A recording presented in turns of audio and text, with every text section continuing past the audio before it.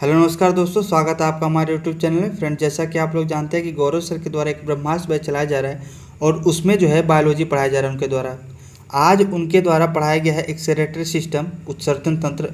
इसका आज हम लोग क्या करने वाले हैं, रिवीजन करने वाले हैं। जैसा कि आप लोग जानते हैं कि इनके द्वारा जितने भी चैप्टर पढ़ाया गया है उनका हमने ऐसे ही वीडियो के माध्यम से रिवीजन किया है, जिसका प्लेलिस्ट नीचे डिस्क्रिप्शन बॉक्स में आपको मिल जाएगा। वहाँ से जाके आप देख सकते हैं। और इसका जो PDF है वो भी आपको डिस्क्रिप्शन बॉक्स में एक टेलीग्राम का लिंक मिल जाएगा, वहाँ से जाकर आप डाउनलोड कर सकते हैं। तो फ्रेंड्स, आज हम लोग शुरू करते हैं उत्सर्जन तंत्र। उससे पहले अगर आप हमारे चैनल पर नए हैं तो हमारे चैनल को सब्सक्राइब कर दें। तो चलिए शुरू करते हैं। सबसे पहले देखिए फ्रेंड्स, उत्सर्जन होता क्या है, उसके बाद से उत्सर्जन तंत्र के बारे में पढ़ेंगे। तो उत्सर्जन क्या होता है ये हम जान लेते हैं। सबसे पहले कि मान लीजिए कोई प्राणी है, उसने क्या किया, भोजन ग्रहण किया। तो भोजन ग्रहण करने के बाद उसकी पाचन क्रिया होने के बाद जो है सारा जो है उसके पोषक तत्व भोजन का ग्रहण कर लिया जाता है शरीर के द्वारा, लेकिन जो अवशिष्ट पदार्थ बचती है उसको क्या किया जाता है, शरीर के द्वारा बाहर निकाल दिया जाता है। तो ये हो जाता है उत्सर्जन, यानी अवशिष्ट पदार्थ का शरीर से बाहर निकालना, इसको हम कहते हैं उत्सर्जन। और जो अंग इसमें काम आते हैं इस पदार्थ को, यानी जो विषैला पदार्थ बचता है अवशिष्ट पदार्थ, उसको निकालने में, उसको हम बोलते हैं उत्सर्जन तंत्र, यानी उत्सर्जन अंग बोलते हैं। इसमें कौन कौन से अंग आते हैं उसको हम जान लेंगे। किडनी जैसे कि स्किन हो गया, लंग्स हो गया, इंटेस्टाइन हो गया, लीवर हो गया, नाक हो गया, ये सब क्या है, ये सब उत्सर्जन तंत्र हैं। इनके बारे में हम पढ़ेंगे डिटेल से। तो यही चीज़ यहाँ पे दिया गया है कि मान लीजिए कोई मनुष्य है, उसने क्या किया, कार्बोहाइड्रेट लिया। तो कार्बोहाइड्रेट वसा का पाचन हो जाता है, क्योंकि उसमें कार्बन, हाइड्रोजन और ऑक्सीजन होता है, तो वो जल्दी पच जाता है। लेकिन जो प्रोटीन होता है इसमें नाइट्रोजनी युक्त विषैले पदार्थ पाए जाते हैं, जैसे अमोनिया हो गया, इसमें यूरिन हो गया, यूरिक हो गया, यूरिया हो गया। ये सब क्या है, ये नाइट्रोजनी पदार्थ है, ये थोड़ा विषैले होते हैं, तो इनका उत्सर्जन जरूरी होता है। और ये जिस जिस माध्यम से उत्सर्जन होते हैं उसको हम यहाँ पे पढ़ने वाले हैं। तो देखिए, प्रोटीन लिए हमने, उसका जो पाचन हुआ, उसके बाद से अपशिष्ट पदार्थ जो बचा उसको हम नाइट्रोजन युक्त पदार्थ बोलते हैं। ठीक, अब नाइट्रोजनी युक्त जो पदार्थ है, अवशिष्ट पदार्थ है, या एक क्या होता है, उसको त्यागते हैं जब हम बॉडी से, जिस भी अंग से त्यागते हैं, तो त्यागने वाली क्रिया को हम उत्सर्जन कहते हैं, और जिस अंग से त्यागते हैं उसको हम उत्सर्जन तंत्र कहते हैं। यही चीज़ यहाँ पे बताया गया है, हमने इसके बारे में बात कर लिया है। अब आगे देखिए दिया गया है, देखिए उत्सर्जन अंग कौन कौन से है इसके बारे में हम देखने वाले थे। ये बॉडी है, तो एक त्वचा हो जाता है जो कि उत्सर्जन अंग है। आंत है जिसका हम इंटेस्टाइन बोलते हैं। फेफड़ा है जिसे लंग्स बोलते हैं। आँख भी है जिससे हम आंसू निकालते हैं, तो आँख भी एक प्रकार का उत्सर्जन तंत्र है। नाक भी है, और लीवर हो गया, नाइट्रोजन युक्त पदार्थ यहाँ से निकलता है। यूरिन जो होता है, मूत्र यहाँ से भी निकलता है, जैसे किडनी हो गया तो वहाँ से क्या होता है, किडनी से आपका मूत्र निकलता है। तो ये सब क्या है, ये एक तरह से एक उत्सर्जन अंग है। तो यहाँ से उत्सर्जन होता है अवशिष्ट पदार्थों का, नाइट्रोजन युक्त पदार्थों का। अब इसी के बारे में यहाँ पर डिटेल बात करेंगे। देखिए, जैसे फेफड़े जो है, लंग्स है, वो कार्बन डाइऑक्साइड निकालते हैं। आँत से कुछ लवणीय पदार्थ जैसे मल के साथ निकलता है, और त्वचा से पसीना निकलता है। किडनी से यूरिन निकलता है। लीवर से भी जानते हैं यूरिया और स्रावित होता है, और आँख से आंसू निकलता है। ये सब क्या है, ये उत्सर्जन अंग है, और इनका जो है उत्सर्जित पदार्थ है ये। अब आगे इसके बारे में डिटेल से बात करेंगे। देखिए, उत्सर्जित पदार्थों के आधार पर विभिन्न जंतुओं का वर्गीकरण। तो देखिए, जितने भी जीव जंतु है उनका हमने क्या किया है, वर्गीकरण कर दिया है उत्सर्जित पदार्थों के आधार पे। तो जैसे कि अमोनोटैलिक पहला हो गया, यूरिकोटैलिक, और तीसरा होगा यूरियोटैलिक। तो जो जीव जंतु अमोनिया का उत्सर्जन करते हैं हम उसको अमोनोटैलिक कहते हैं, और जो भी जीव जंतु यूरिक अम्ल का उत्सर्जन करते हैं उसको हम यूरिकोटैलिक में रखते हैं, और जो भी यूरिया का उत्सर्जन करते हैं हम उसको यूरियोटैलिक में रखते हैं। ये आपको समझ में आ गया होगा। तो अब इसके बारे में देख लेते हैं। तो जितने भी जीव जंतु हैं, अगर वो अमोनिया का उत्सर्जन करते हैं तो उसको हम अमोनोटैलिक कहते हैं। जो यूरिक अम्ल का उत्सर्जन करते हैं उसको हम यूरिकोटैलिक कहते हैं, और जो यूरिया का उत्सर्जन करते हैं उसको हम यूरियोटैलिक कहते हैं। अब इतनी बातें आप समझ गए होंगे। अब देखिए, अमोनिया को उत्सर्जन करने के लिए देखिए ज़्यादा आवश्यक होगी पानी की। तो पानी के उत्सर्जन के लिए क्या होगा, आपको जलीय जीव होते हैं जितने भी, वो पानी में रहते हैं। तो इसका मतलब ये है कि जलीय जीव जो होते हैं वो अमोनिया को उत्सर्जन करते हैं। और जलीय जीव किस में रखा जाएगा, तो जितने भी जलीय जीव हैं उनको हम रखेंगे अमोनोटैलिक में। तो ये क्वेश्चन पूछ सकता है कि जलीय जीव हैं, जैसे मछली हो गई, ये जितने भी जीव जंतु, जैसे कुछ प्रोटोजोआ भी आते हैं जो जल में रहते हैं, तो वो किस प्रकार के उत्सर्जन के आधार पर रखा जाता है तो उनको हम रखते हैं अमोनोटैलिक में, और ये जो है अमोनिया का उत्सर्जन करते हैं। ऐसे क्वेश्चन पूछ सकता है और पूछा हुआ है आईएएस में, तो आपको ये नोट कर लेना है। और ये देखिए यूरिकोटैलिक क्या होती है, इसमें रखते हैं जो यूरिया का उत्सर्जन करते हैं। अब देखिए इसमें पानी की आवश्यकता बहुत कम होती है, जैसे चिड़िया हो गया, सरीसृप हो गया, इनको पानी की बहुत कम आवश्यकता पड़ती है, तो ये जो है इनको क्या रखा जाता है, इनको हम यूरिकोटैलिक में रखते हैं। तो पक्षी वर्ग के और सरीसृप वर्ग के जितने भी जीव जंतु हैं उनको हम यूरिक अम्ल में रखते हैं। और इनमें ये भी पॉइंट नोट कर लिए, जितने भी ये पक्षी हैं और सरीसृप है यानी यूरिकोटैलिक वाले जितने भी जीव जंतु हैं उनमें क्या होता है, यूरिन ब्लैडर नहीं पाया जाता है, ये भी आपको नोट कर लेना है। अब यूरियोटैलिक के बारे में बात कर लेते हैं। यूरियोटैलिक में जो भी जंतु हैं अगर वो यूरिया का उत्सर्जन करते हैं उसे हम यूरियोटैलिक में रखते हैं। जैसे कि जितने भी स्तनधारी जीव होते हैं, जैसे गाय, भेड़, बकरी, कुत्ता, मनुष्य, ये सब क्या है, स्तनधारी होते हैं, इनको हम यूरियोटैलिक में रखते हैं। और ये जो है उत्सर्जन इनका तंत्र होता है, यानी इनका उत्सर्जन पदार्थ क्या होता है, वो होता है यूरिया। तो इतनी बातें आप समझ गए होंगे। अब इसके आगे डिटेल में बात करेंगे। अगला पॉइंट देख लेते हैं फ्रेंड्स, यूरिया के बारे में। अब अभी हमने पढ़ा है कि जो यूरिया का उत्सर्जन कहते हैं उसको हम क्या कहते हैं, उसको हम रखते हैं यूरियोटैलिक में। यानी यूरियोटैलिक में वे जंतु आते हैं जो यूरिया का उत्सर्जन करते हैं, जैसे कि मेढक और जितने भी मेढक हो गया और स्तनधारी जो जीव हैं उसको हम यूरियोटैलिक में रखते हैं। अब यूरिया के बारे में पढ़ लेते हैं कुछ इंपॉर्टेंट पॉइंट। इसका जो निर्माण होता है यूरिया का वो होता है लीवर में, किडनी में नहीं होता। ये आपको नोट कर लेना है कि यूरिया का जो निर्माण है, कुछ लोग समझते होंगे कि यूरिया का निर्माण क्योंकि वहाँ से ही मूत्र निकलता है, तो ये ना समझिएगा कि यूरिया का निर्माण किडनी में होता है। यूरिया का निर्माण हमने पढ़ा था पिछले वीडियो में कि यूरिया का निर्माण किस में होता है, लीवर में, ये आपको नोट कर लेना है। और लीवर में ही पित्तरस का और विटामिन ए का भी निर्माण होता है, ये भी आपको नोट कर लेना है। और ये भी नोट कर लेना है कि जो यूरिया बनता है आपके लीवर में उसको हम बोलते हैं अर्निथिन चक्र, ये भी आपको नोट कर लेना है। ये वाला जो पॉइंट है ये आपको नोट कर लेना है। पूछ सकता है कि यूरिया किसके जो बनता है उसको हम क्या बोलते हैं, तो उस क्रिया को हम बोलते हैं अर्निथिन चक्र, ये भी आपको नोट कर लेना है। नेक्स्ट पॉइंट है कि जो यूरिया होता है कुछ समय बाद अमोनिया में परिवर्तित हो जाता है, ये भी आपको नोट कर लेना है। और इसका जो केमिकल फॉर्मूला होता है वो होता है NH2CO NH2O, ये आपको नोट कर लेना है। और प्रयोगशाला में निर्मित ये जो प्रयोगशाला में निर्मित विश्व का पहला ऑर्गेनिक कंपाउंड है, ये भी आपको नोट कर लेना है, यूरिया। और इसकी जो है खोज किसने की थी, वो किए थे, प्रयोग जो किए थे होलर द्वारा किया गया था, ये भी आपको नोट कर लेना है।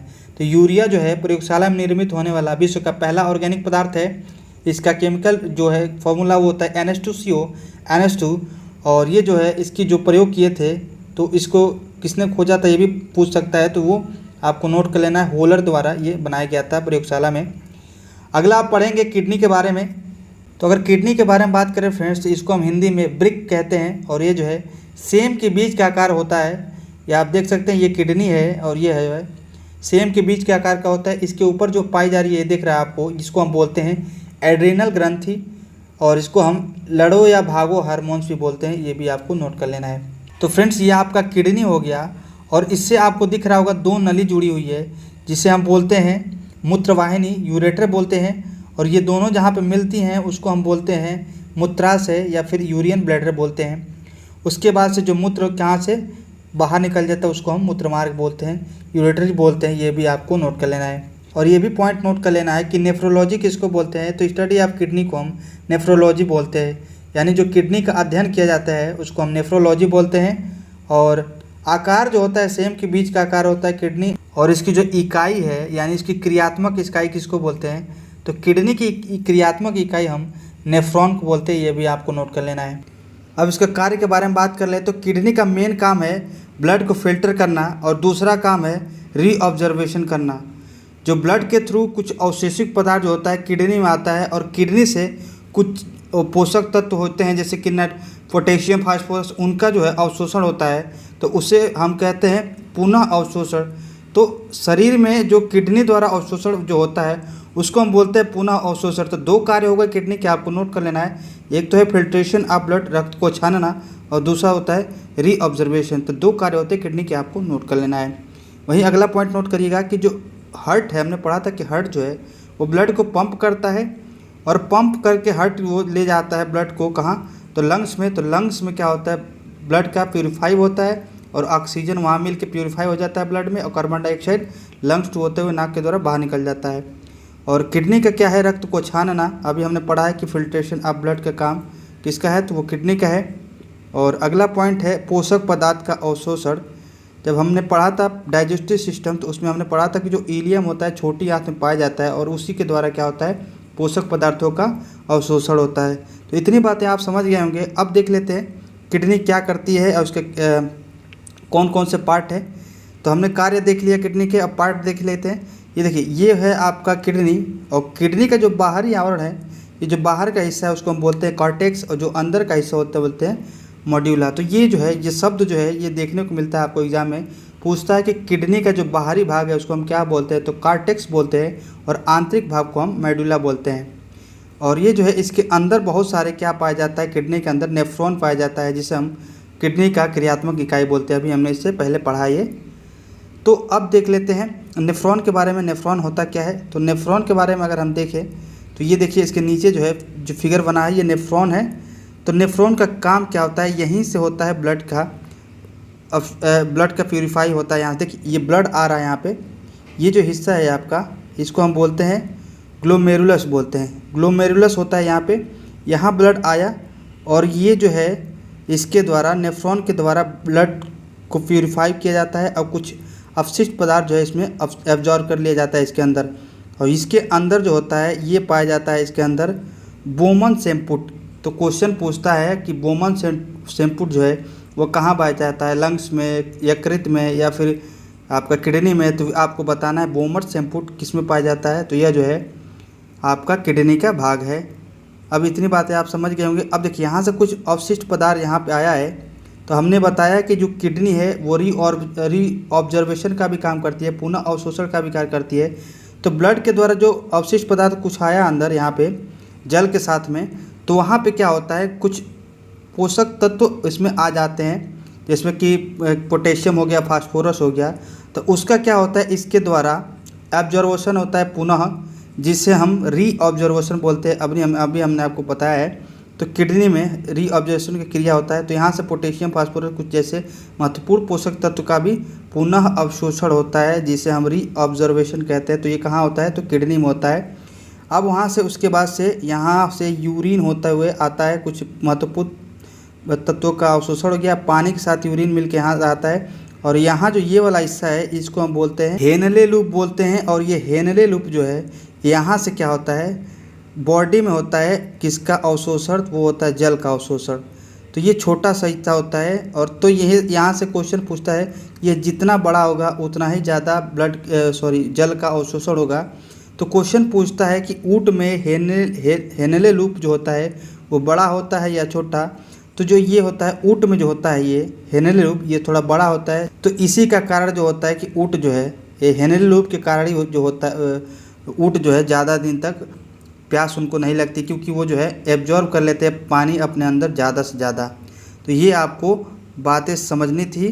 अब देख लेते हैं यहाँ से एब्जॉर्ब हो गया पानी। अब यूरिन जो है वो यूरिन ये आपका बाहर हो जाता है यहाँ से। तो ये पूरा जो फिगर था नेफ्रॉन का था। हालांकि जो नेफ्रॉन होता है हमारे किडनी में लाखों की संख्या में पाया जाता है। ये क्रिया लगातार चलती रहती है। ये ब्लड देखिए यहाँ से, यह आपका ब्लड से कुछ अपशिष्ट पदार्थ अब्जॉर्ब हो गया, अब ब्लड यहाँ से फिर से बॉडी में चला जाता है प्यूरिफाई होके। ये जो पॉइंट जहाँ ये अवशोषण होता है उसको हम ग्लोमेरुलस बोलते हैं। इसके अंदर बोमन सेम्पुट पाया जाता है और यहाँ से रीऑब्जर्वेशन क्रिया हो गया और ये हिस्सा आपका हेनले लूप हो जाता है। तो ये होता है कि अब हेनले लूप का काम हमने बता ही दिया कि ये जो अतिरिक्त जल होता है अवशोषण करता है बॉडी में। इसी कारण जो होता है ये जो है ऊँट में बड़ा हिस्सा जो है ये हेनले लूप बड़ा पाया जाता है, जिसके कारण वो अपने अंदर जो है अधिक से अधिक मात्रा में उनके क्या होता है जल को स्टोर कर लेते हैं, यानी अवशोषित करता है और ज़्यादा दिन तक वो रह सकते हैं बिना पानी के। यही कारण था ऊँट जो है रेगिस्तान में ज़्यादा दिन तक बिना पानी के रह लेते हैं। तो हेनले लूप इसमें इंपॉर्टेंट हो जाता है, यहाँ पे आपको नोट कर लेना है। अगला पॉइंट हम देख लेते हैं फ्रेंड। अगला पॉइंट क्या है, यूरिन के बारे में हम पढ़ेंगे। अब यूरिन होता क्या है इसके बारे में हम कुछ महत्वपूर्ण पॉइंट देखेंगे। यूरिन जो होता है आप लोग नोट कर लीजिएगा कि हल्का पीला रंग का होता है और हम लोग पर डे जो है 1.5 से 2 लीटर क्या करते हैं यूरिन बाहर निकालते हैं। इसका रंग जो होता है पीला, वो हल्का पीला, वो किसके कारण होता है, तो यूरोक्रोम के द्वारा होता है। इसमें यूरोक्रोम पाया जाता है, इसीलिए जो है ये हल्का पीला होता है। ये भी आपको नोट कर लेना है। जो तीक्ष्ण गंध जो आती है मूत्र में उसको हम, ये किसके कारण आता है, तो वो अमोनिया के कारण आता है, ये भी आपको नोट कर लेना है। यूरिन में 95% क्या होता है, जल होता है, और 2.25 क्या होता है, यूरिया होता है। तो जल कितना होता है, 95%, और यूरिया उसमें होता है 2.25%, और उसके अलावा भी अन्य उसमें पदार्थ पाए जाते हैं। अब देख लेते हैं पीएच मान कितना होता है। तो यूरिन का पीएच मान 4.5 से लेके 4.8 तक होता है, ये भी आपको नोट कर लेना है। कितना होता है, 4.5 से 4.8 तक लगभग होता है, और ये जो है हल्का अम्लीय होता है। 7 से जो पीएच मान होता है कम, उसको हम अम्लीय बोलते हैं। 7 जो होता है ये उदासीन होता है। अब 7 से ऊपर जितने भी होते हैं वो होते हैं क्षारीय, ये भी आपको नोट कर लेना है। अब देखिए कुछ बीमारी के बारे में नोट कर लेते हैं। तो ये देखिए गठिया जो होता है, गठिया क्या होता है इसके बारे में देखते हैं, जिसको हम गाउट बोलते हैं। ये ज़्यादातर बूढ़े लोगों में होता है। इसमें क्या होता है कि जॉइंट में दर्द होता है गठिया में। इसमें क्या होता है कि जो जॉइंट होता है वो, उसमें क्या होता है, यूरिक अम्ल क्या होता है, जमा हो जाता है, इसलिए क्या होता है, जॉइंट में दर्द होता है, ये आपको नोट कर लेना है। तो गठिया में जॉइंट में क्या जमा हो जाता है, यूरिक अम्ल, ये आपको नोट कर लेना है। और दूसरी बीमारी है किडनी की पथरी। फ्रेंड्स मैं आपको बता दूं, जो स्टोन होता है वो कैल्शियम ऑक्जेलेट का बना होता है, इसीलिए जो डॉक्टर है वो टमाटर खाने से मना कर देता है, क्योंकि टमाटर के जो बीज है उसमें ऑक्जेलिक अम्ल पाया जाता है, इसीलिए डॉक्टर के द्वारा टमाटर खाने में मना कर देते हैं, जिसको किडनी होता है। अगली बीमारी है डायलिसिस। तो डायलिसिस में क्या होता है कि जब दोनों किडनी खराब हो जाती है तो उसमें ब्लड का फिल्ट्रेशन है जो पूरी तरह से बॉडी में बंद हो जाता है। तो हम क्या करते हैं, बाहर से मशीन लगा के पूरी बॉडी का जो ब्लड है उसको प्यूरिफाई करके, ये देखिए पूरी ब्लड जो है ये बाहर आती है, मशीन से प्यूरिफाई करके पुनः बॉडी में इंटर कर दिया जाता है। तो इस क्रिया को हम बोलते हैं डायलिसिस क्रिया। तो बाहर जब ब्लड का प्यूरिफाई करके पुनः बॉडी में इंटर करा दिया जाता है पूरी ब्लड को, तो इस वाले क्रिया को हम बोलते हैं डायलिसिस क्रिया। तो ये कब होता है, तो जब दोनों किडनी खराब हो जाती है तब ये कराया जाता है। तो डायलिसिस आप लोग पता होगा क्या हो गया, तो बाहर से ब्लड प्यूरिफाई करके पूरी बॉडी में एंटर करना है। और ये कब होता है, जब दोनों ही किडनी खराब हो जाती है, जब दोनों किडनी काम करना बंद कर देता है तब ये क्रिया की जाती है, तो उसको हम बोलते हैं डायलिसिस क्रिया।